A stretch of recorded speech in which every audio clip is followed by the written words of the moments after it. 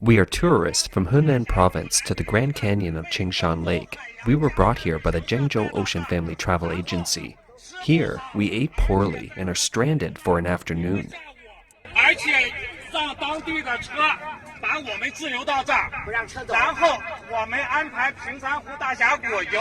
We asked the local public security for help.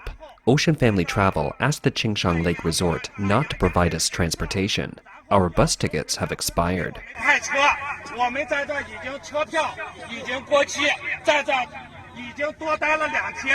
We have stayed here 2 extra days. We are in this hotel named Ancient Melody of Seaside, just in this hotel. There are still rooms available, but the travel agency made a phone call. We aren't allowed to stay, so hundreds of seniors don't have a place to stay. We aren't given food. I hope the Chinese people who see this video save us. The people from Henan, save us.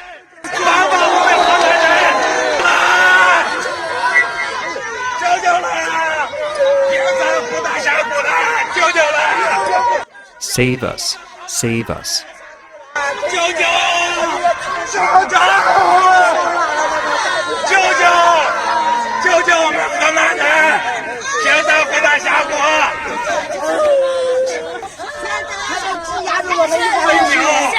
We said we would rent a vehicle ourselves. The travel agency wouldn't let us go.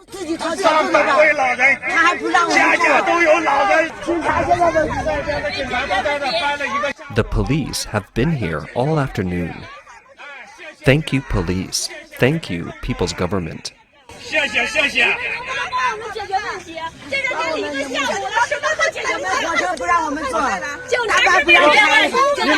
We've been with you all afternoon, right?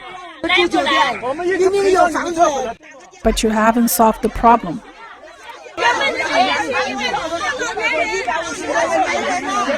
This is a group of Chinese tourists stranded in a resort in China.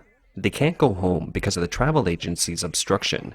We aren't sure what happened, but this is one of the common experiences for Chinese tourists. One possibility is that the travel agency lured the seniors to join the tour at a very low price and brought them to the resort where they were forced to shop. When the seniors didn't want to or couldn't afford the expensive goods, they would get into this predicament. This is not an isolated case, but a common phenomenon in China's rapidly developing tourism industry, where travel agencies or tour guides force tourists to spend money. In 2015, a tourist from mainland China joined a 3-day tour to Hong Kong and Macau at a rate of 300 RMB, or about 47 US dollars, which was lower than the cost of the trip. The person refused to spend money at a jewelry store and was beaten by 2 tour guides on the streets of Hong Kong, causing the person to die of a heart problem. The Hong Kong court convicted 2 tour guides of common assault and sentenced them to 3 to 5 months in jail. Chinese media reported that at the end of April 2021, staff at a tourism company invited an older man to join a 1-day tour of a scenic spot in Chongqing, promising that the tour would only cost about 18 RMB with a lunch provided. The senior then invited a group of more than 10 friends on the tour. Upon arrival, they discovered that the tour company had taken them to a cemetery where they were being marketed for burial. Promoted by the Chinese government, tourism in China has proliferated and is now a major industry in China's economy. Especially in the last 20 years, Chinese people have had an almost fanatical attitude towards tourism.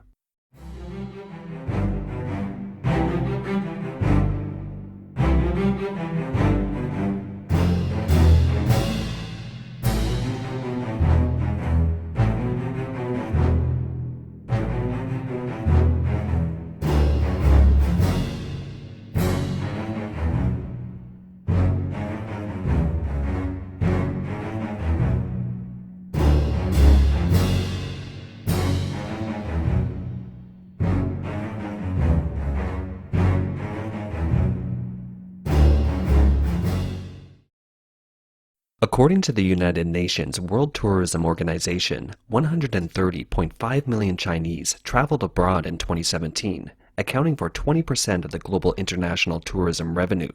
the Chinese government has set up 3 mandatory 7-day vacations, also known as Golden Weeks, to promote tourism. One of the Golden Weeks runs from October 1st to 7th. According to data released by China's Ministry of Culture and Tourism, the number of Chinese people traveling for domestic tourism during this long holiday in 2021 reached 515 million.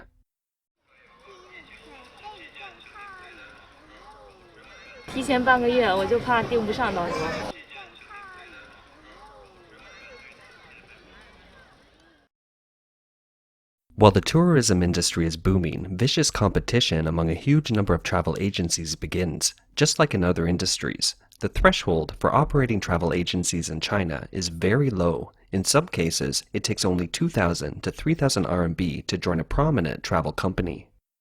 When a travel agency has just launched a popular new itinerary, a competitor can dismantle the package and calculate the costs within 5 minutes. Then, within an hour, offer a lower price for the same itinerary. The price war goes on endlessly thereafter. Given the guise of low prices, forcing tourists to spend becomes the most crucial channel for travel agencies to generate profits. The Chinese government introduced a tourism law in 2013, which stipulated that travel agencies mustn't lure tourists with unreasonably low prices and receive improper benefits such as rebates by arranging shopping at specific stores or extra paid tours. However, it was discovered that after raising the fees, Chinese people's enthusiasm for travel dropped immediately, leading to a decline in the overall tourism industry. The government changed its tone 6 months later and said that travel agencies and tourists could voluntarily agree on the tour. As a result, this tourist trap has continued until today. In order to avoid the bad reputation of zero fare, travel agencies nowadays often use other methods to offer low prices, such as giving away tours in the name of competition awards, organizing low-cost tours in the name of government subsidies, and making offers through search engines. The tactics are sophisticated, making it difficult for consumers to protect their rights. This is a tourist attraction in southwest China, listed as a World Natural Heritage Site in 1992.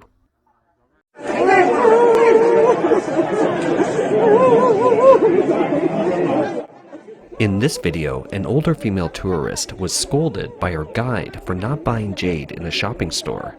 She was left shaking.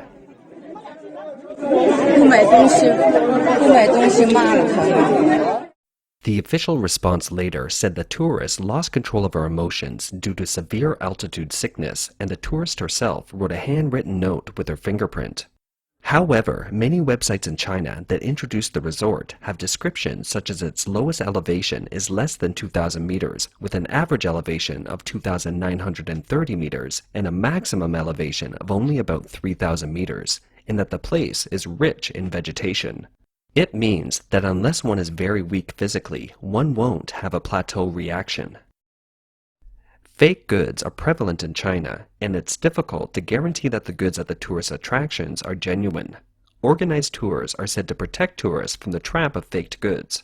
However, they seem to have led tourists to the trap of forced spending. So, can tourists who don't participate in group tours escape traps? Not necessarily. According to Chinese media reports, tour guides at these resorts will hustle tourists and abuse and even beat them if services are rejected. In addition, both tourists on tours and on their own have to deal with the almost ubiquitous phenomena of arbitrary fees. In many scenic resorts, attractions are outsourced to private individuals who then have the right to raise prices at will. As a result, tourists arrive at a particular attraction and find out that the entrance ticket is just a ticket to get through the door.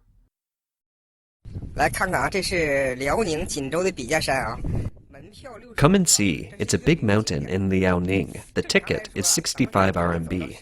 It's a tourist attraction. Normally, people can walk to that mountain. You've already spent 65 RMB. Look, after entering this gate, there is another gate. Behind the gate, there is a boat. If you don't take the boat, you can't get to it. You need to pay for the boat, the second charge. Try to pay once and get to the top?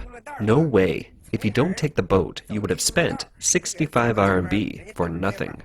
It's only a short way for 65 RMB. If you want to go to the island, you have to pay another fee. Ticket sellers won't tell you about it, see? Groups of people are waiting to be ripped off one after another. I'm not going. I'm going back the way I came. This shitty place.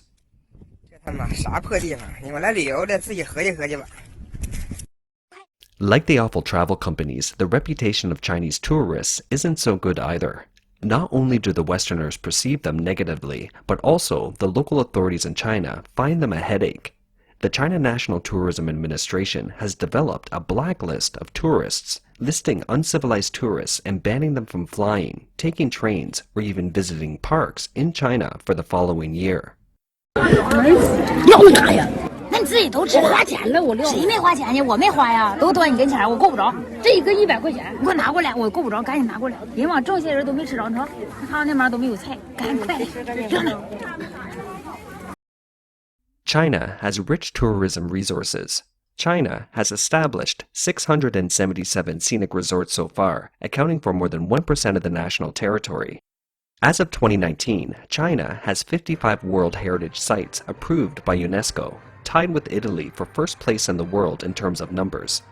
There is an academic term in Western art and design, Chinoiserie, or Chinese style.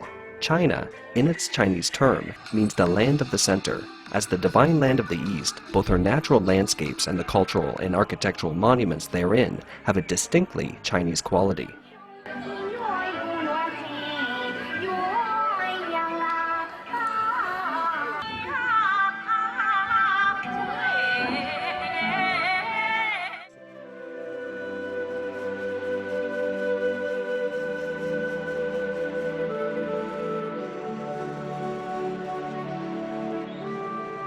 As China develops tourism, savvy Chinese businessmen have figured out many ways to profit from this industry.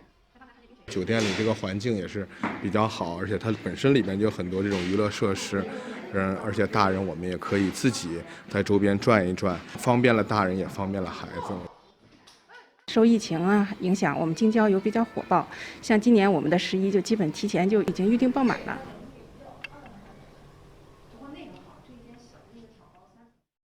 Many scenic resorts also try to attract tourists with activities that look like traditional Chinese culture.